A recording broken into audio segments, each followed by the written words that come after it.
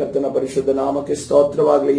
ಕರ್ತನ ಸನ್ನಿಧಾನದಲ್ಲಿ ಈ ಒಂದು ಮುಂಜಾವಿನ ಪ್ರಾರ್ಥನೆಯಲ್ಲಿ ಸೇರಿ ಬರೋದಕ್ಕೆ ಕರ್ತನ ಕೊಟ್ಟಂತ ಕೃಪೆಗಾಗಿ ಸ್ತೋತ್ರ. ನಿಮ್ಮ ಮುಂದೆ ಒಂದು ಸಾಕ್ಷಿಯನ್ನು ನಾನು ಹಂಚಿಕೊಳ್ಳಲು ಬಯಸುತ್ತೇನೆ. ಇದು ಭಾನುವಾರ ಹೇಳುವಂತ ಸಾಕ್ಷಿನೇ ಆದರೂ ಕೂಡ ನಾನು ಮುಂಜಾವಿನ ಪ್ರಾರ್ಥನೆಯಲ್ಲಿ ನಾನು ಕರ್ತನಲ್ಲಿ ಕೇಳಿದುಂಟು, ಕರ್ತನೆ ನಿನ್ನನ್ನ ನಾನು ಕರಗಳನ್ನು ಎತ್ತಿ ಆರಾಧನೆ ಮಾಡಬೇಕು. ಯಾಕಂದ್ರೆ ನನ್ನ ಶೋಲ್ಡರ್ಸ್ ಸ್ವಲ್ಪ ಸ್ಲಿಪ್ ಆಗಿ ಕೈ ಎತ್ತಕ್ಕೆ ಆಗ್ತಾ ಇರಲಿಲ್ಲ. ನೀವು ಗಮನಿಸಿರ್ಬೋದು, ನಾನು ಒಂದು ಕೈ ಮಾತ್ರ ಎತ್ತಾ ಇದ್ದೆ. ಇವತ್ತಿನ ದಿವಸ ಕರ್ತನ ಸನ್ನಿಧಾನ ನಾನು ನಾನು ಅನೇಕ ದಿವಸದಿಂದ ಕರ್ತನೆ ಎರಡೂ ಕೈಗಳನ್ನ ಎತ್ತಿ ನಾನು ನಿನಗೆ ಆರಾಧನೆ ಮಾಡಬೇಕು ಸ್ವಾಮಿ ಅಂತ ಅನ್ಕೊಂಡು ಕೇಳಿದಂತ ದಿನಗಳಿದಾವೆ. ಕೇಳಿದ ನಾನು ಎಕ್ಸರ್ಸೈಸ್ ಮಾಡುವಾಗಲೇ ಯಾವಾಗಲೂ ಕೂಡ ಕರ್ತನಲ್ಲಿ ಕೇಳಿದ, ಕರ್ತನೆ ಈ ಕರಗಳು ನಿನ್ನ ಕೈ ಎತ್ತಿ ಆರಾಧನೆ ಮಾಡಬೇಕಾಗಿರುವಂತ ಕೈಗಳು, ಈ ಕರಗಳನ್ನು ಎತ್ತಿ ನಾನು ಆರಾಧನೆ ಮಾಡುವುದಕ್ಕೆ ನನಗೆ ಸಹಾಯ ಮಾಡುವಂತ ಕೇಳಿದಾಗಲ್ಲ. ಅಷ್ಟೊಂದು ಸುಲಭವಾದ ಕಾರ್ಯ ಆಗಿರ್ಲಿಲ್ಲ, ಕೇವಲ ಇಷ್ಟು ಮಾತ್ರ ಎತ್ತಕ್ಕಾಗ್ತಾ ಇತ್ತು. ಆದ್ರೆ ಕರ್ತನ ಕೃಪೆಯಿಂದ ಇವತ್ತಿನ ದಿವಸ ಕರ್ತನನ್ನು ನೆನೆಸಿ ಕರಗಳನ್ನೆತ್ತಿ ಆರಾಧನೆ ಮಾಡುವ ಹಾಗೆ ಕರ್ತನ ಕೊಟ್ಟ ಕೃಪೆಗಾಗಿ ಕರ್ತನಿಗೆ ಸ್ತೋತ್ರ. ಹಲ್ಲೆಲೂಯ. ನಮ್ಮ ಅಂಗಾಂಗಗಳು ಪ್ರಿಯರೇ, ನಮಗಿರುವಂತ ಆರೋಗ್ಯ, ನಮಗಿರುವಂತ ಐಶ್ವರ್ಯ, ನಮಗಿರುವಂತ ಎಲ್ಲಾ ಸ್ವಾಸ್ಥ್ಯಗಳು ನಾವು ದೇವರಿಗೋಸ್ಕರ ಸಮರ್ಪಣೆ ಮಾಡುವುದಾದ್ರೆ ದೇವರದನ್ನ ಮೇಲಕ್ಕೆತ್ತಲು, ಅದನ್ನ ಸ್ವಸ್ಥಪಡಿಸಲು, ಅದನ್ನ ಬಿಡುಗಡೆಗೊಳಿಸಲು ಶಕ್ತನಾಗಿದ್ದಾನೆ. ಹಲ್ಲೆಲೂಯ. ನಮ್ಮ ಕಾಲು ಶರೀರದಲ್ಲಿ ನಾವೊಂದು ನಿಬಂಧನೆ ಮಾಡಿಕೊಳ್ಳೋಣ. ಕರ್ತನೆ, ನನ್ನ ಕಾಲುಗಳು ನಿನ್ನ ಆಲಯಕ್ಕೆ ಬರುವುದಕ್ಕೆ ಪ್ರಯತ್ನ ಪಡುತ್ತಿದ್ದಾವೆ, ಆಲಯಕ್ಕೆ ಬರಲು ಪ್ರಯತ್ನ ಪಡುತ್ತಿದ್ದಾವೆ, ಆಲಯಕ್ಕೆ ಬರುವುದಕ್ಕೆ ತವಕ ಪಡುತ್ತಿದ್ದಾವೆ. ಕರ್ತನೆ, ನನ್ನ ಕಾಲುಗಳನ್ನ ಸರಿಪಡಿಸು. ಕರ್ತನೆ, ನನಗೆ ಆರೋಗ್ಯವನ್ನು ದಯಪಾಡಿ ನಿನ್ನ ಆಲಯವನ್ನ ಬಂದು ಸ್ವಾಮಿ ನಿನ್ನನ್ನು ಸ್ತುತಿಸುವುದಕ್ಕೆ ನನಗೆ ಮನಸ್ಸುಂಟು. ಕರ್ತನೆ, ಅದಕ್ಕೋಸ್ಕರವಾಗಿ ಕರ್ತನೆ ರಾಜ ಪರಿಶುದ್ಧನಾದರೆ ನನ್ನನ್ನು ಸ್ವಸ್ಥಪಡಿಸು, ನನಗೆ ಆರೋಗ್ಯವನ್ನು ಕೊಡು. ಅದೇ ರೀತಿಯಲ್ಲಿ ನನ್ನ ಅಂಗಾಂಗಗಳ ವಿಚಾರ ಈ ರೀತಿಯ ಒಂದು ವಾಗ್ದಾನವನ್ನ, ಈ ರೀತಿಯ ಒಂದು ಮಾತುಗಳನ್ನು ನಾವು ಕರ್ತನ ಜೊತೆ ನಿಬಂಧನೆಯಾಗಿ ಮಾಡೋದಾದ್ರೆ ಕರ್ತನು ಖಂಡಿತವಾಗಿ ಅದ್ಭುತಗಳನ್ನ ಮಾಡುವಾತನಾಗಿದ್ದಾನೆ, ಬಿಡುಗಡೆಗಳನ್ನ ಮಾಡುವಾತನಾಗಿದ್ದಾನೆ. ನಮ್ಮ ಅಧಿಕಾರಿಗಳನ್ನ ಬದಲಾಯಿಸಲು, ಮನಸ್ಸುಗಳನ್ನ ಬದಲಾಯಿಸಲು ದೇವರು ಶಕ್ತನು. ಅದೇ ರೀತಿಯಲ್ಲಿ ನಮ್ಮ ಸ್ಥಿತಿಗತಿಗಳನ್ನ ಬದಲಾಯಿಸಲು ಕರ್ತನು ಶಕ್ತನಾಗಿದ್ದಾನೆ. ಹಲ್ಲೆಲೂಯ. ನಾವು ಆತನಿಗೋಸ್ಕರ ನಿಲ್ಲುವುದಕ್ಕೆ ರೆಡಿ ಆಗುವುದಾದರೆ ಕರ್ತನು ನನಗೋಸ್ಕರ ಅದ್ಭುತ ಮಾಡುವುದಕ್ಕೆ ಆತನು ಸಿದ್ಧನಿದ್ದಾನೆ ಪ್ರಿಯರೇ. ಹಲ್ಲೆಲೂಯ. ನಮಗೆ ಅದ್ಭುತ ಡಿಲೇ ಆಗ್ತಿದೆ. ಅನೇಕ ಬಾರಿ ನೋಡುವಾಗ ನಮ್ಮ ಸ್ವಂತ ಅನೇಕ ಕಾರಣಗಳಿಂದ ನಿಮಿತ್ತವಾಗಿ ಡಿಲೇ ಆಗ್ತದೆ. ಇವತ್ತಿನ ದಿವಸ ನಾವು ನಮ್ಮಲ್ಲೇ ಪ್ರಶ್ನೆ ಹಾಕೋಣ, ನಾವು ಯಾವ ವಿಚಾರದಲ್ಲಿ ನಾವು ಹಿಂದೇಟು ಹೊಡೆದಿದ್ದೇವೆ. ಹಲ್ಲೆಲೂಯ. ಹಿಂದೇಟು ಹೊಡೆದಿರೋದಾದ್ರೆ ಇವತ್ತಿನ ದಿವಸ ಮುಂದೆ ಬರೋಣ. ಹಲ್ಲೆಲೂಯ. ಕರ್ತನ ಪರಿಶುದ್ಧ ನಾಮಕ್ಕೆ ಸ್ತೋತ್ರವಾಗಲಿ. ನಾವು ಒಂದು ವಿಚಾರವಾಗಿ ನಾವು ಧ್ಯಾನ ಮಾಡ್ತಿದ್ದೇವೆ, ದೇವರ ಎದೆ ಎನ್ನುವ ವಿಚಾರವಾಗಿ, ಬಾಸಮ್ ಅಂದ್ರೆ ವಿಚಾರವಾಗಿ ನಾವು ಧ್ಯಾನ ಮಾಡ್ತಾ ಇದ್ದೇವೆ. ಮೊದಲನೇದಾಗಿ ನಾವು ನೋಡಿದ್ದೇವೆ ದೇವರ ಎದೆ ಅನ್ನೋದನ್ನ ನೋಡುವಾಗ, ಬಾಸಮ್ ಆಫ್ ಗಾಡ್ ಅದನ್ನ ನೋಡುವಾಗ ಅದರಲ್ಲಿ ಯಾರಿದ್ದಾರೆ. ಮೊದಲನೇದಾಗಿ ನಾವು ಕಲಿತುಕೊಂಡ ವಿಚಾರ ಯಾವುದು, ಯಾರಿದ್ದಾರೆ ಎಂದು ನೋಡುವಾಗ ಕುರಿಗಳು ಇದ್ದಾರೆ, ಅಂದರೆ ಆತನ ಕುರಿಮರಿಗಳು ನಾವಿದ್ದೇವೆ ಎಂದು ನಾವು ನೋಡುತ್ತೇವೆ. ಎರಡನೇದಾಗಿ ನೋಡುವಾಗ ದೇವರೆಂದು ನೋಡುವಾಗ ತಂದೆಯಾದ ದೇವರು, ಮಗನಾದ ದೇವರು, ಪರಿಶುದ್ಧಾತ್ಮನಾದ ದೇವರೆಂದು ನೋಡಿದೆ. ತಂದೆಯಾದ ದೇವರ ಹೃದಯದಲ್ಲಿ ಯಾರಿದ್ದಾರೆ? ತಂದೆಯಾದ ದೇವರ ಹೃದಯದಲ್ಲಿ ಯಾರಿದ್ದಾರೆ? ತಂದೆಯಾದ ದೇವರ ಹೃದಯದಲ್ಲಿ ಯೇಸು ಕ್ರಿಸ್ತನ ಇದ್ದಾನೆ ಎಂದು ನಾವು ನೋಡುತ್ತಾ ಇದ್ದೇವೆ. ಅದೇ ರೀತಿಯಲ್ಲಿ ಯೇಸು ಕ್ರಿಸ್ತನ ಎದೆಯಲ್ಲಿ ಯಾರಿದ್ದರು? ಯೇಸು ಕ್ರಿಸ್ತ ಸತ್ಯವೇದದ ವಾಕ್ಯ ಅನುಗುಣವಾಗಿ ಯೇಸು ಕ್ರಿಸ್ತನ ಎದೆಗೆ ಹೊರಗಿದಂತ ವ್ಯಕ್ತಿ ಯಾರಾಗಿದ್ದಾನೆ? ಯಾರಾದ್ರೂ ಆಡಿಯೋ ಆನ್ ಮಾಡಿ ಹೇಳ್ಬೋದು? ದೇವರಿಗೆ ಸ್ತೋತ್ರ. ಯೋಹಾನನೆಂದು ಅನೇಕ ಜನರ ಉತ್ತರ ಕರ್ತನು ಸ್ತೋತ್ರ. ಆ ಒಂದು ವಿಚಾರವನ್ನು ನೆನಪಿಗೆ ತಂದಿದ್ದಕ್ಕಾಗಿ ಸ್ತೋತ್ರ. ಯೋಹಾನನು ಆ ದಿವಸ ಯೇಸುವಿನ ಎದೆಗೆ ಹೊರಗಿದ್ದನು. ಆದ್ರೆ ಯೋಹಾನನಿಗೆ ಮಾತ್ರ ಇರುವಂತ ಪ್ಲೇಸ್ ಅದು ಮಾತ್ರವಲ್ಲ, ಯೋಹಾನನಂತೆ ಯಾರು ಕರ್ತನ ಸನ್ನಿಧಾನದಲ್ಲಿ ನಡೆಯುತ್ತಾರೋ, ಯೋಹಾನನಂತೆ ಯಾರು ಕರ್ತನ ಹತ್ತಿರ ಹೋಗುತ್ತಾರೋ, ಯೋಹಾನನಂತೆ ಯಾರು ಕರ್ತನಿಗೆ ಪ್ರೀತಿ ಪಾತ್ರರಾಗ್ತಾರೋ, ಕರ್ತನನ್ನು ಅಷ್ಟೊಂದು ಪ್ರೀತಿಸುತ್ತಾರೋ, ಖಂಡಿತವಾಗಿ ಆ ಯೋಹಾನನು ತುಂಬಿದಂತ ಸ್ಥಳವನ್ನ ಕರ್ತನು ನಮಗೂ ಕೊಡುವ ಆತನಾಗಿದ್ದೇನೆ. ಹಲ್ಲೆಲೂಯ. ಯಾಕಂದ್ರೆ ನಮ್ಮ ದೇವರು ಸರ್ವವ್ಯಾಪಿ. ಆತನು ನನ್ನ ಬಳಿ ಹೇಗಿದ್ದಾನೋ ನಿಮ್ಮ ಎಲ್ಲರ ಮನೆಗಳಲ್ಲಿ ಯೇಸು ಕ್ರಿಸ್ತನಿದ್ದಾನೆ. ಹಲ್ಲೆಲೂಯ.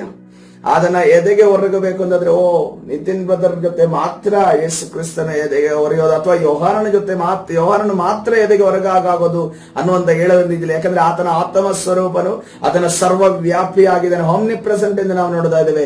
ಈ ಸಮಯದಲ್ಲಿ ನನ್ನ ಬಳಿ ಆತನು ಹೇಗಿದ್ದಾನೋ ಅದೇ ರೀತಿಯಲ್ಲಿ ನಿಮ್ಮ ಬಳಿಯೋ ಆತನ ಹಾಗೆಯೇ ಆತನ ಇದಿರುವ ಆತನಾಗಿದ್ದಾನೆ. ನಾವೆಲ್ಲರೂ ಕೂಡ ಆತನ ಎದೆಗೆ ಹೊರಗುವುದಕ್ಕೆ ಬಯಸುವುದಾದ್ರೆ ಕರ್ತನು ನಮ್ಮನ್ನ ಎದೆಗೆ ಹೊರಸಿ ನಡೆಸುವ ಆತನ ಹೊರಗಿ ಆತನ ಚಿತ್ತದ ಪ್ರಕಾರವಾಗಿ ನಡೆಸುವ ಆತನಾಗಿದ್ದಾನೆ. ಮೂರನೇದಾಗಿ ನಾಲ್ಕನೇ ವಿಚಾರ ನೋಡುವಾಗ ಈ ಒಂದು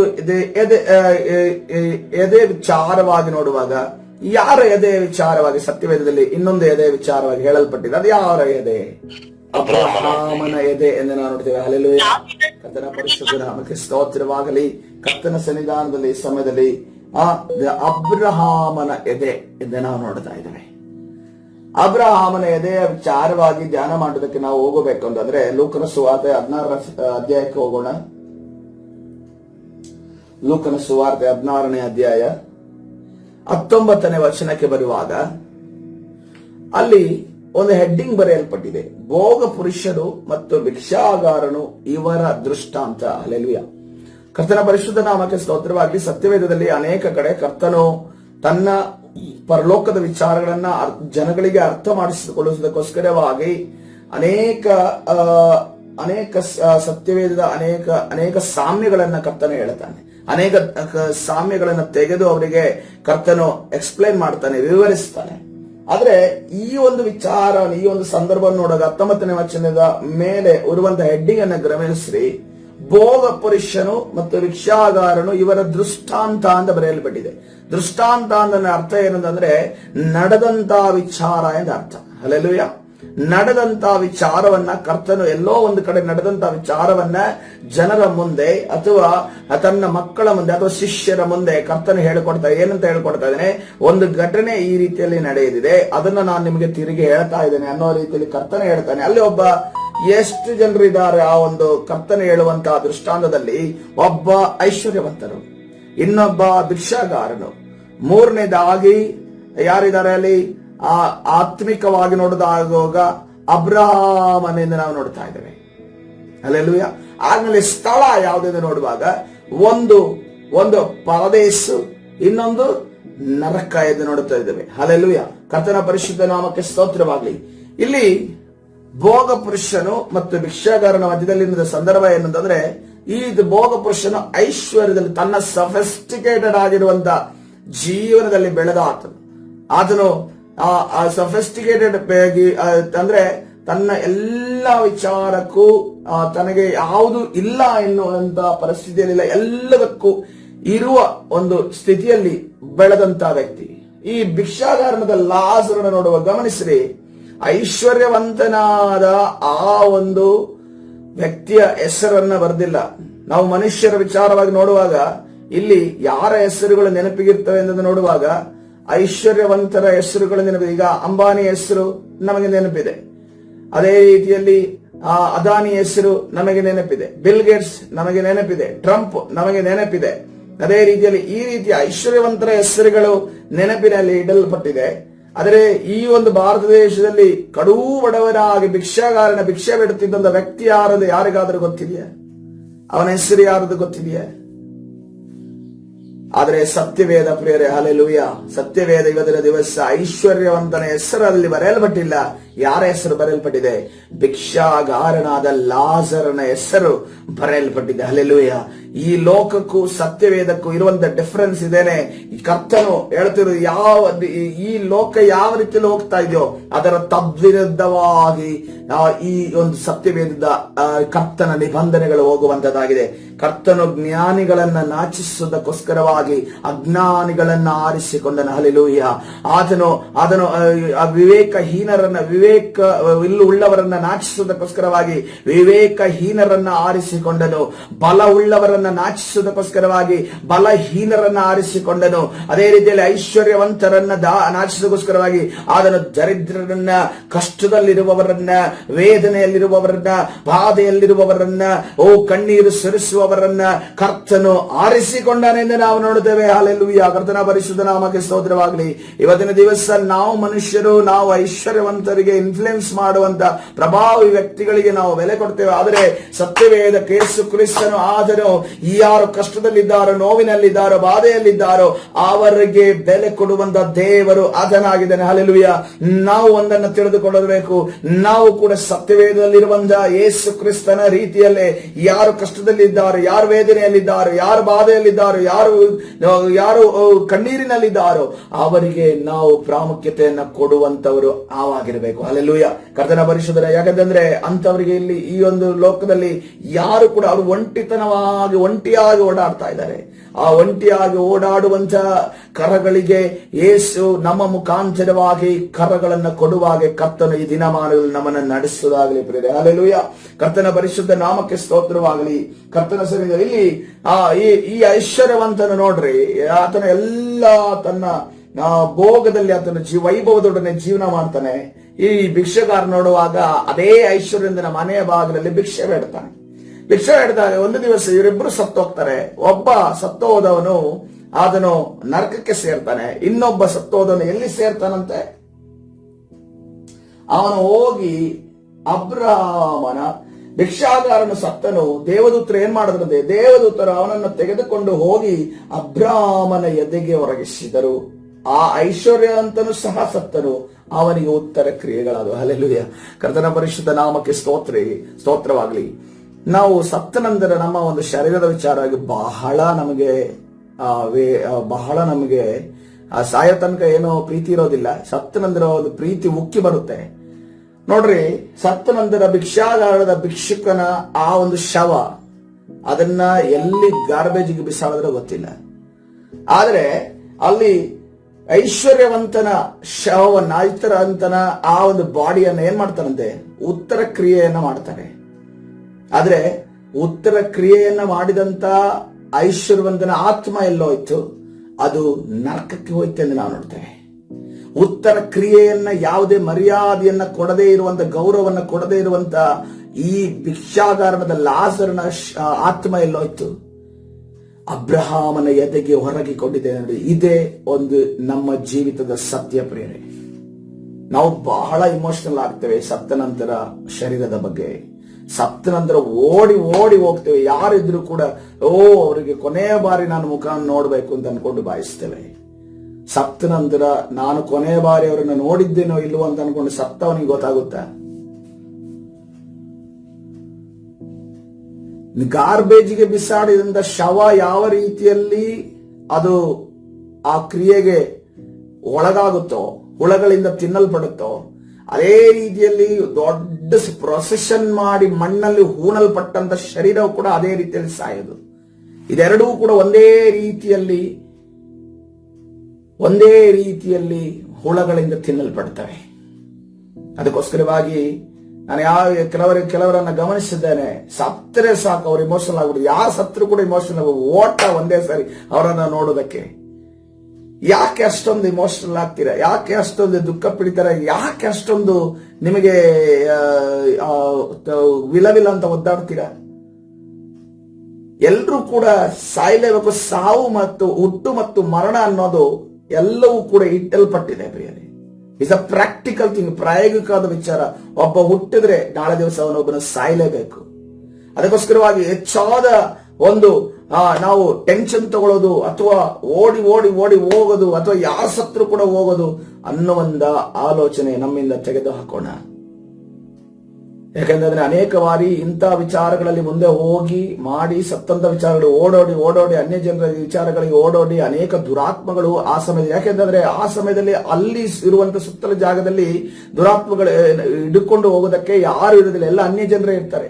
ನೀನು ದೇವ ಮಗನಾಗಿ ನೀನು ತುಂಬಾ ದುಃಖದಿಂದ, ತುಂಬಾ ಫೀಲಿಂಗ್ಸ್ ಇಂದ, ಅಯ್ಯೋ ನನ್ನನ್ನು ಬಿಟ್ಟು ಹೋದ್ರು, ಅಯ್ಯೋ ನನ್ನನ್ನು ಬಿಟ್ಟು ಹೋದ್ರು, ಅಯ್ಯೋ ನನ್ನನ್ನು ಬಿಟ್ಟು ಹೋದ್ರು ಅಂತ ಅನ್ಕೊಂಡಿದ್ದಾರೆ. ಅವನು ಬಿಟ್ಟು ಹೋಗೋದಿಲ್ಲ. ನೀನು ಬಿಟ್ಟು ಹೋದ್ರು ಅಂತ ಹೇಳಿದ್ರೆ ಅವನ ಬಾ ನಿನ್ ಜೊತೆ ನಾನು ಇರ್ತೀನಿ ಅಂತ ಅನ್ಕೊಂಡು ಬರ್ತಾನೆ. ಮತ್ತೆ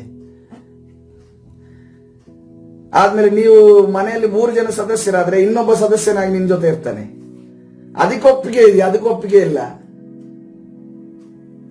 ಅದಕ್ಕೊಪ್ಪಿಗೆ ಇದೆಯಾ? ನಿಮ್ ಮನೆಯಲ್ಲಿರುವಂತ ಒಂದು 4 ಜನ ಸದಸ್ಯರಿರೋದಾದ್ರೆ ಇನ್ನೊಬ್ಬನಾಗಿ ನನ್ನ ಜೊತೆ ಇರೋ, ನಿಮ್ಗೆ ನಾನು ಊಟ ಹಾಕ್ತೀನಿ ಅಂತ ಅನ್ಕೊಂಡು ಯಾರಾದ್ರೂ ಹೇಳೋರಿದ್ದೀರಾ? ಅದು ಭಯ.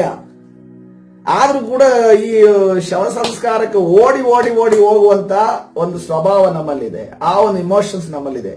ನಮ್ಗೆಲ್ಲರೂ ಕೂಡ ಏನಂತಂದ್ರೆ ಮನುಷ್ಯನಿಗೆ ಒಂದು ಫೀಲಿಂಗ್ ಏನಿದೆ, ಒಟ್ಟಿಗೆ ಇದ್ದಂತ ಸಂದರ್ಭ ಅಥವಾ ಆ ವ್ಯಕ್ತಿಯನ್ನ ನೋಡಿದ ಸಂದರ್ಭದಲ್ಲಿ ಆ ಅಗಲುವಿಕೆ ಉಂಟಾಗುತ್ತಲ್ಲ, ಅಗಲುವಿಕೆ ಉಂಟಾದಾಗ ನಮ್ಗೆ ಒಂದ್ಸಾರಿ ನೋಡ್ಬಿಡ್ತೀನಿ ಅಂತ ಅನ್ಕೊಂಡು ಅನ್ಸುತ್ತೆ.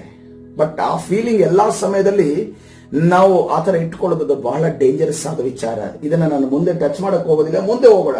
ಕರ್ತನ ಪರಿಶುದ್ಧ ನಾಮಕ್ಕೆ ಸ್ತೋತ್ರವಾಗಿ. ಸಮಯದ ಮಿತಿ ಇರೋದ್ರಿಂದ ಮುಂದೆ ಹೋಗೋಣ. ಇಲ್ಲಿ ಅಬ್ರಹಾಮನ ಎದೆಯನ್ನ ಅಬ್ರಹಾಮನ ಎದೆಯ ವಿಚಾರವಾಗಿ ಹೇಳಲ್ಪಟ್ಟಿದೆ.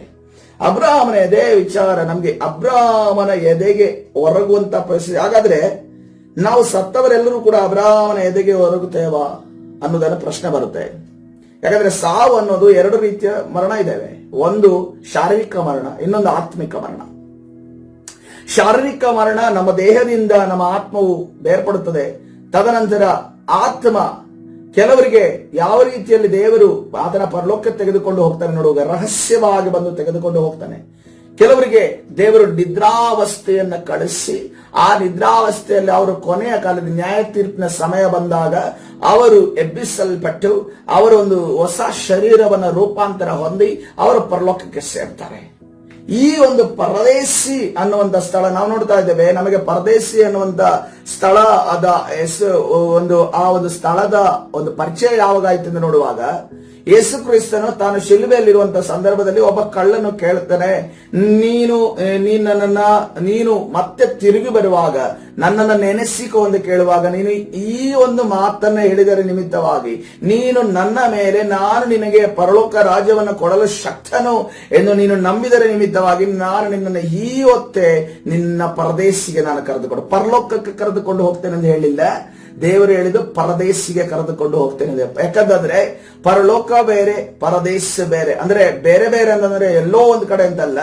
ದೇವರು ಕೆಲವರನ್ನ ನಿದ್ರಾವಸ್ಥೆಯಲ್ಲಿ ತೆಗೆದುಕೊಂಡು ಹೋಗ್ತಾನೆ. ಯಾಕಂತಂದ್ರೆ ಅಲ್ಲಿ ಏನು ಕಳ್ಳನಿಗೆ ಏನು ಗೊತ್ತಿಲ್ಲ, ಯೇಸು ಕ್ರಿಸ್ತನ ಪರಿಪೂರ್ಣವಾದ ಜ್ಞಾನ ಅವನಿಗಿಲ್ಲ. ಕೇವಲ ಅವನಿಗೆ ಏನು ಗೊತ್ತಾಯ್ತು, ಈತನು ಕಷ್ಟಪಟ್ಟಿಲ್ಲ, ಈತನು ಮೋಸ ಮಾಡಿಲ್ಲ, ಈತನು ಯಾವುದೇ ಕ್ರೈಮ್ ಮಾಡಿಲ್ಲ, ಆದ್ರೂ ಕೂಡ ಕಷ್ಟಪಡ್ತಾ ಇದ್ದಾನೆ, ಈತನು ಮಹಾಪುರುಷನೆಂದು ಇವನಿಗೆ ಗೊತ್ತಾಯ್ತು. ಹೊರತು ಆತನೊಬ್ಬನೇ ದೇವರು, ಆತನನ್ನ ಸ್ವೀಕರಿಸಿದ್ರೆ ಮಾತ್ರ ಪರಲೋಕ ರಾಜ್ಯ, ಆತನನ್ನ ಹೊಂದಿಕೊಂಡ್ರೆ ಮಾತ್ರ ನಾನು ಪರಲೋಕ ರಾಜ್ಯ ಸೇರೋದು ನನಗೆ ಅದನ್ನ ತಿಳಿಯದ ನಿಮಿತ್ತವಾಗಿ ಆ ಪರದೇಶು ಎಂಬ ಸ್ಥಳದಲ್ಲಿ ದೇವರು ಅನೇಕ ವಿಚಾರಗಳನ್ನ ಆತ್ಮಗಳಿಗೆ ಕಲಿಸುವಾತನಾಗಿದ್ದಾನೆ.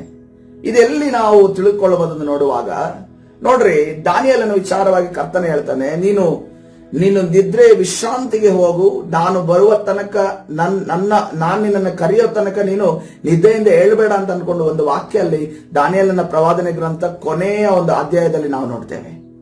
ಹಾಗಾದ್ರೆ ದಾನಿಯೇಲನು ಒಂದು ನಿದ್ರಾವಸ್ಥೆ ವಿಶ್ರಾಂತಿ ಸ್ಥಳಕ್ಕೆ ಹೋಗಿದ್ದಾನೆಂದ ಅರ್ಥ. ಸಮುವೇಲನ ವಿಚಾರ ನೋಡುವಾಗ ಸಮುವೇಲನು ಕೂಡ ಆತನ ವಿಶ್ರಾಂತಿ ಸ್ಥಳಕ್ಕೆ ಹೋದನೆಂದು ನಾವು ನೋಡ್ತಾ ಇದ್ದೇವೆ. ಅದೇ ರೀತಿಯಲ್ಲಿ ಈ ಒಂದು ಭಿಕ್ಷಾಗಾರನದ ಲಾಜರನು ಕೂಡ ಆ ವಿಶ್ರಾಂತಿ ಸ್ಥಳದಿದ್ದಾನೆ. ಇವರನ್ನ ಯಾವಾಗ ದೇವರು ಎಬ್ಬಿಸ್ತಾರೆ ಎಂದು ನೋಡುವಾಗ ತನ್ನ ನ್ಯಾಯ ತೀರ್ಪಿನ ದಿವಸದಲ್ಲಿ ಕರ್ತನೆ ಎಬ್ಬಿಸಿ ಅವರನ್ನ ಆ ಒಂದು ಪರಿಶುದ್ಧವಾದ ಪರಲೋಕಕ್ಕೆ ಕರೆದುಕೊಂಡು ಹೋಗುವಾತನಾಗಿದ್ದಾನೆ.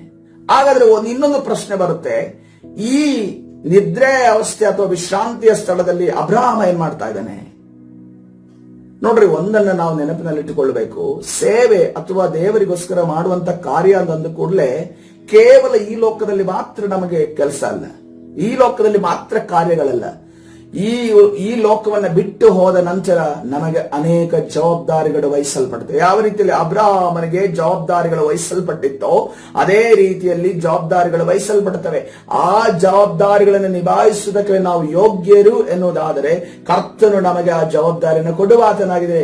ಈಗ ಅಲ್ಲಿ ನಾವು ಗಮನಿಸೋದಾದ್ರೆ ಆ ಒಂದು ಪರದೇಶಿಗೆ ಬರುವಂತ ಅನೇಕ ಆತ್ಮಗಳನ್ನ ಸ್ವಾಗತ ಮಾಡೋದಕ್ಕೋಸ್ಕರ, ಅವರನ್ನ ನಡೆಸುವುದಕ್ಕೋಸ್ಕರ ದೇವರು ಏನು ಯಾರನ್ನ ಇಟ್ಟಿದ್ದಾನೆ?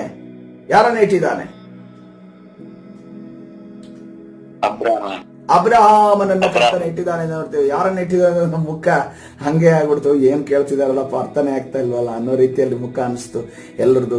ಕರ್ತನ ಪರಿಶುದ್ಧ ನಾಮಕ್ಕೆ ಸ್ತೋತ್ರ. ಕರ್ತನ ಅಬ್ರಹಾಮನನ್ನ ಆ ಪರದೇಶಿನಲ್ಲಿ ಇಟ್ಟಿದ್ದಾನೆ.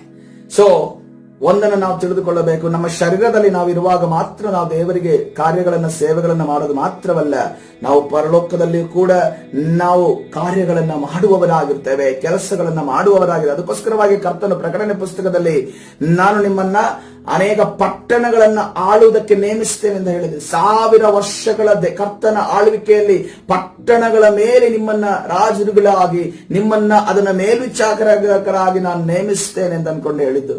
ನೋಡ್ರಿ, ಎಂತ ಒಂದು ಕೃಪೆ ಅಲ್ವಾ ಅಬ್ರಹಾಮನಿಗೆ ಸಿಕ್ಕಿದ್ದು. ಆ ಅಬ್ರಹಾಮನ ಈ ಲೋಕದಲ್ಲಿ ಆತನು ನಂಬಿಗಸ್ತನಾಗಿ ಜೀವಿಸ್ತನು. ಕೊನೆಗೆ ಆತನು ದೇವರ ಒಂದು ನಿತ್ಯ ನಿರಂತರವಾದ ಕೆಲಸ ಕಾರ್ಯಗಳನ್ನ ಮಾಡುವಂತ ಪೊಸಿಷನ್ ಅಲ್ಲಿ ಆತನು ಸೆಲೆಕ್ಟ್ ಆಗ್ತಾನೆ ಎಂದು ನಾವು ನೋಡ್ತಾ ಇದ್ದೇವೆ. ಹಲ್ಲೆಲೂಯಾ. ಕರ್ತನ ಪರಿಶುದ್ಧ ನಾಮಕ್ಕೆ ಸ್ತೋತ್ರವಾಗಲಿ. ಇಲ್ಲಿ ಗಮನಿಸಿರಿ, ಇಲ್ಲಿ 2 ಕ್ಯಾರೆಕ್ಟರ್ ಇದೆ, ಭಿಕ್ಷುಕಗಾರನು ಮತ್ತು ಈ ಒಂದು ಐಶ್ವರ್ಯವಂತನು. ಭಿಕ್ಷುಗಾರನು ಪರವಾಗಿಲ್ಲ, ಕರ್ತನ ಆ ಒಂದು ಅಬ್ರಹಾಮನ ಎದೆಗೆ ಹೊರಗಲ್ಪಟ್ಟನು, ಅಂದ್ರೆ ಆತನು ಒಂದು ವಿಶ್ರಾಂತಿ ಸ್ಥಳಕ್ಕೆ ಹೋದನು. ಆದ್ರೆ ಭೋಗ ಪುರುಷನೆಲ್ಲ ಹೋಗ್ತಾನೆ, ಆತನು ನರಕಕ್ಕೆ ಹೋಗ್ತಾನೆ ಎಂದು ನಾವು ನೋಡ್ತಾ ಇದ್ದೇವೆ. ಅಲ್ಲಿ ನಾವು ಮುಂದೆ ವಾಕ್ಯ ಓದೋಣ, ವಾಕ್ಯ ಹೋಗಿ ಸ್ವಲ್ಪ ಸಮಯದಲ್ಲೇ ಮುಗಿಸಿಕೊಳ್ಳೋಣ. ಅವನ ಪಾತಾಳದೊಳಕ್ಕೆ ಯಾತನೆ ಪಡುತ್ತಾ ಇರುವಲ್ಲಿ ಕಣ್ಣೆತ್ತಿ ದೂರದಿಂದ ಅಬ್ರಹಾಮನನ್ನು ಇವನ ಎದೆಗೆ ಹೊರಗಿಕೊಂಡಿದ್ದ ಲಾಜರನನ್ನು ನೋಡಿ, ತಂದೆಯೇ ಅಬ್ರಹಾಮನೇ, ನನ್ನ ಮೇಲೆ ದಯವಿಟ್ಟು ಲಾಜರನನ್ನು ಕಳುಹಿಸು, ಅವನು ತನ್ನ ತುದಿ ಬೆರಳನ್ನು ನೀರಿನಲ್ಲಿ ಅದ್ದಿ ನನ್ನ ನಾಲಿಗೆಯನ್ನು ತಣ್ಣಗೆ ಮಾಡಲಿ, ಈ ಉರಿಯಲ್ಲಿ ಸಂಕಟ ಪಡುತ್ತೇನೆ ಎಂದು ಕೂಗಿ ಹೇಳಿದನು. ಆದರೆ ಅಬ್ರಹಾಮನು, ಕಂದ, ನೀನು ಆಶಿಸಿದ ಸುಖವನ್ನು ನಿನ್ನ ಜೀವಮಾನದಲ್ಲಿ ಹೊಂದಿದಿ, ಹಾಗೆಯೇ ಲಾಜರನು ಕಷ್ಟವನ್ನು ಹೊಂದಿದನು ಎಂಬುದನ್ನು ನೆನಪಿಗೆ ತಂದುಕೋ. ಈಗಲಾದರೂ ಇಲ್ಲಿ ಇವನಿಗೆ ಸಮಾಧಾನ, ಆದರೆ ನಿನಗೆ ಸಂಕಟ ಎಂದು ಅಬ್ರಹಾಮನು ಹೇಳ್ತಾ ಇದ್ದಾನೆ. ಇದು ಮಾತ್ರವಲ್ಲದೆ ನಮಗೂ ನಿಮಗೂ ನಡುವೆ ದೊಡ್ಡ ಡೊಂಗರ ಉಂಟು, ಡೊಂಗರ ಸ್ಥಾಪಿಸಿಯದೆ, ಆದ ಕಾರಣ ಈ ಕಡೆಯಿಂದ ನಿಮ್ಮ ಬಳಿಗೆ ಹೋಗಬೇಕೆಂದಿರುವವರು ಹೋಗಲಾರರು, ಮತ್ತು ಆ ಕಡೆಯಿಂದ ನಮ್ಮ ಬಳಿಗೆ ಯಾರು ದಾಟುವುದಕ್ಕಾಗುವುದು ಅಂದನು. ಹಲ್ಲೆಲೂಯಾ. ಕರ್ತನ ಪರಿಶುದ್ಧನಾಗಿ ನೋಡ್ರಿ, ಕೇವಲ ಮೇಲ್ವಿಚಾರಕನಾಗಿ ಅಬ್ರಹಾಮನನ್ನ ಆ ಒಂದು ಪರದೇಶಿನಲ್ಲಿ ಕರ್ತನ ಇಟ್ಟಿದ್ದಾನೆ ಹೊರತು ಅದರ ಮೇಲೆ ಸಂಪೂರ್ಣ ಅಧಿಕಾರ ಅಬ್ರಹಾಮನಿಗಿಲ್ಲ. ಅಬ್ರಹಾಮನ ಏನ್ ಹೇಳ್ತಾ ಇದ್ದಾನೆ? ನನ್ನಲ್ಲಿ ಆಗಲಿ, ಇಲ್ಲಿಂದ ಯಾರಿಗೂ ಹೋಗೋದಕ್ಕಾಗ್ಲಿ ಯಾರಿಗೂ ಕೂಡ ಆಗೋದಿಲ್ಲ. ಯಾಕಂದ್ರೆ ಭೂ ಪರಲೋಕ ನರಕ ಮರ್ತ್ಯ ಲೋಕಕ್ಕೆ ಒಡೆಯನು ಒಬ್ಬನೇ, ಆತನ ಯೇಸು ಕ್ರಿಸ್ತನೇ ಆಗಿದ್ದಾನೆ. ಹಲ್ಲೆಲೂಯಾ. ನಾವು ಪ್ರಾರ್ಥನೆ ಮಾಡಬೇಕಾಗಿರೋದು, ನಾವು ಕೇಳಿಕೊಳ್ಳಬೇಕಾಗಿರೋದು ಈ ಐಶ್ವರ್ಯವಂತನಾದ ಅಬ್ರಹಾಮನ ಜೊತೆಯಲ್ಲ. ನಾವು ಕೇಳಬೇಕಾಗಿರೋದು ನಮ್ಮ ಯೇಸು ಕ್ರಿಸ್ತನ ಬಳಿ ಮಾತ್ರವೇ. ಆತನ ನಾಮದಲ್ಲಿ ಕೇಳಿಕೊಂಡಾಗ ಮಾತ್ರವೇ ಕರ್ತನು ನಮಗೆ ಅನುಗ್ರಹವನ್ನ ನೀಡುವ ಆತನಾಗಿದ್ದಾನೆ. ಆಗ 27ನೇ ಆಗ ಅವನು, ಅಪ್ಪ, ಹಾಗಾದರೆ ಲಾಜರನನ್ನು ನನ್ನ ತಂದೆಯ ಮನೆಗೆ ಕಳುಹಿಸಬೇಕೆಂದು ನಿನ್ನನ್ನು ಬೇಡಿಕೊಳ್ಳುತ್ತೇನೆ. ಹಲ್ಲೆಲೂಯಾ. ಕರ್ತನ ಪರಿಶುದ್ಧ ನಾಮಕ್ಕೆ ಸ್ತೋತ್ರವಾಗಲಿ. ನಾವು ಅಬ್ರಹಾಮನ ಎದೆಗೆ ಹೊರಗಬೇಕಾದರೆ ಪ್ರಿಯರೇ, ನಾವು ಒಂದನ್ನು ತಿಳಿದುಕೊಳ್ಳಬೇಕು. ನಾವು ಒಳ್ಳೆಯ ಕಾರ್ಯವನ್ನ ಮಾಡುವವರು, ದೇವರ ಚಿತ್ತದಂತೆ ನಡೆಯುವವರು, ಯೇಸುವನ್ನ ಪರಿಪೂರ್ಣವಾಗಿ ನಂಬುವವರು, ಮತ್ತು ಅದೇ ರೀತಿಯಲ್ಲಿ ಯೇಸು ನಮ್ಮನ್ನ ಯಾವ ಶೋಧನೆಯ ಹಾದಿಯಲ್ಲಿ ನಡೆಸುತ್ತಾನೋ ಅದನ್ನ ಸಹಿಸಿಕೊಂಡವರಾಗಿ ಯಾವಾಗ ನಾವು ನಡೆಯುತ್ತೇವೋ, ನಾವು ಈ ಲಾಜರನ ರೀತಿಯಲ್ಲಿ ಅಬ್ರಹಾಮನ ಎದೆಗೆ ಹೊರಗಲು ಸಾಧ್ಯ. ಅಂದ್ರೆ ಆ ಒಂದು ಸ್ಥಳಕ್ಕೆ, ಆ ಒಂದು ಪರದೇಶಿಗೆ ಹೋಗಲು ಸಾಧ್ಯ. ಅದಕ್ಕೋಸ್ಕರವಾಗಿ ಕರ್ತನ ಸನ್ನಿಧಾನದಲ್ಲಿ ನಮ್ಮನ್ನು ನಾವು ಇವತ್ತಿನ ದಿವಸ ಪರೀಕ್ಷಿಸಿಕೊಳ್ಳೋಣ. ಕರ್ತನು ನಮ್ಮನ್ನ ಎಚ್ಚರಿಸ್ತಾ ಇದ್ದಾನೆ. ನಾವು ಕರ್ತನ ಆ ಒಂದು ಪರದೇಶಿಗೆ ಅಥವಾ ವಿಶ್ರಾಂತಿ ಸ್ಥಳಕ್ಕೆ, ಅಥವಾ ನಾವು ದೇವರ ಪರಲೋಕಕ್ಕೆ ನಾವು ಸಿದ್ಧವಾಗಿದ್ದೇವಾ? ಒಂದು ವೇಳೆ ಈಗ ನಮಗೆ ಸಾವು ಬಂದರೂ ಕೂಡ ನಾವು ನಮ್ಮ ಶರೀರದಿಂದ ನಾವು ಬೇರ್ಪಟ್ಟಾಗ ನಾವು ಕರ್ತನ ಸನ್ನಿಧಿಯಲ್ಲಿ ಇರ್ತೇವಾ ಅನ್ನೋದನ್ನ ಇವತ್ತಿನ ದಿವಸ ಪರೀಕ್ಷೆ ಮಾಡೋಣ. ಅನೇಕ ಜನರು ಕರ್ತನ ಸನ್ನಿಧಾನದಲ್ಲಿ ನಾವೆಲ್ಲರೂ ಇರೋದುಂಟು. ನಾವು ಇವತ್ತಿನ ದಿವಸ ಪರಲೋಕ ರಾಜ್ಯಕ್ಕೆ ಸೇರ್ತೇವೋ ಅಥವಾ ನರಕಕ್ಕೆ ಬಾಧ್ಯರಾಗ್ತೇವೋ ಕರ್ತನ ಸನ್ನಿಧಿಯಲ್ಲಿ ಕೇಳಿಕೊಳ್ಳೋಣ. ಪ್ರಿಯರೇ, ಕರ್ತನ ಸನ್ನಿಧಿಯಲ್ಲಿ ಕೇಳಿಕೊಳ್ಳೋಣ, ಪ್ರಾರ್ಥನೆ ಮಾಡಿಕೊಳ್ಳೋಣ. ಈ ಸಮಯದಲ್ಲಿ ಕರ್ತನೇ ರಾಜ, ನಾವು ಈಗ ಒಂದು ವೇಳೆ ಸತ್ತರೂ ಕೂಡ ನಾವು ಪರಲೋಕಕ್ಕೆ ಹೋಗ್ತೇವೋ ಅಥವಾ ನರಕಕ್ಕೆ ಹೋಗ್ತೇವೋ? ಯಾಕಂದ್ರೆ ಸಾವು ಅನ್ನೋದು ಅದು ಖಚಿತವಾದದ್ದು. ಇದು ಯಾವಾಗ ಬೇಕಾದ್ರೂ ನಮಗೆ ಬರ್ಬೋದು, ಯಾವಾಗ ಬೇಕಾದ್ರೂ ನಾವನ್ನ ಇದು ಮಾಡಬಹುದು. ಅದಕ್ಕೋಸ್ಕರವಾಗಿ ಕರ್ತನ ಸನ್ನಿಧಿ ಸಿದ್ಧರಾಗೋಣ. ಯಾಕಂದ್ರೆ ಒಂದು ಸಾರಿ ನಮ್ಮ ಒಂದು ಶರೀರವನ್ನ ನಾವು ಬಿಟ್ವಿ ಅಂತಂದ್ರೆ ಈ ಲೋಕದಿಂದ ಅಗಲಿದೀವಿ ಅಂದ್ರೆ ಮತ್ತೆ ಯಾವುದೇ ಒಂದು ಫಾರ್ಮೇಶನ್ ಅನ್ನ ಚೇಂಜಸ್ ಅನ್ನ ಮಾಡೋದಕ್ಕೆ ಅವಕಾಶ ಇಲ್ಲ. ಅದಕ್ಕೋಸ್ಕರವಾಗಿ ಕರ್ತನ ಸಲಹೆ ಕೇಳಿಕೊಳ್ಳೋಣ.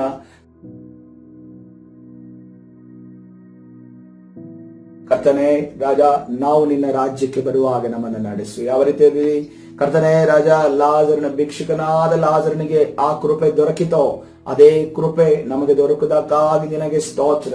ಕರ್ತನೆ, ಈ ಸಮಯದಲ್ಲಿ ನಿನ್ನಲ್ಲಿ ಕೇಳಿಕೊಳ್ತಾ ಇದ್ದೇವೆ. ಕರ್ತನೆ, ಪರಿಶುದ್ಧನಾದ ದೇವರೇ, ನಮ್ಮನ್ನ ಮಾರ್ಪಾಟುಗೊಳಿಸು, ನಮ್ಮ ಆಲೋಚನೆಗಳು ಮಾರ್ಪಾಟುಗೊಳ್ಳಲಿ. ಹೌದು ಸ್ವಾಮಿ, ಕರ್ತನೆ, ಅನೇಕ ಸುಖ ಸಂತೋಷಗಳನ್ನ ನಾವು ಬಯಸ್ತಾ ಇದ್ದೇವೆ, ನಾವು ಅದರ ಬಗ್ಗೆ ಆಲೋಚನೆ ಮಾಡ್ತಾ ಇದ್ದೇವೆ. ಆದ್ರೆ ಕರ್ತನೆ ರಾಜ ಪರಿಶುದ್ಧನಾದ ದೇವರು, ಒಂದು ವೇಳೆ ಕರ್ತನೆ ಈಗ ನಾವು ಕರ್ತನೆ ನಮ್ಮ ದೇಹವನ್ನ ಅಗಲುವುದಾದರೆ ಕರ್ತನೆ ನಮ್ಮ ಆತ್ಮ ಎಲ್ಲಿ ಹೋಗ್ತದೆ ಕರ್ತನೆ, ನಾವು ಎಲ್ಲಿರ್ತೇವೆ ಕರ್ತನೆ ರಾಜ.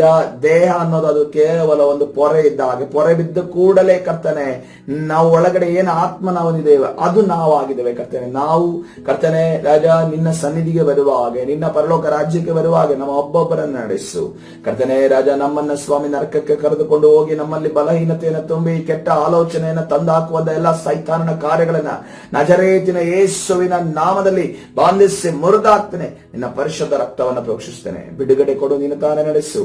ಕರ್ತನಾದ ಯೇಸು ಸ್ವಾಮಿ ಹೆಸರಲ್ಲಿ ಪ್ರಾರ್ಥಿಸಿ ಹೊಂದಿಕೊಳ್ತೇನೆ, ಜೀವವುಳ್ಳ ತಂದೆ. ಆಮೇನ್. ಹಾಲೆಲೂಯಾ.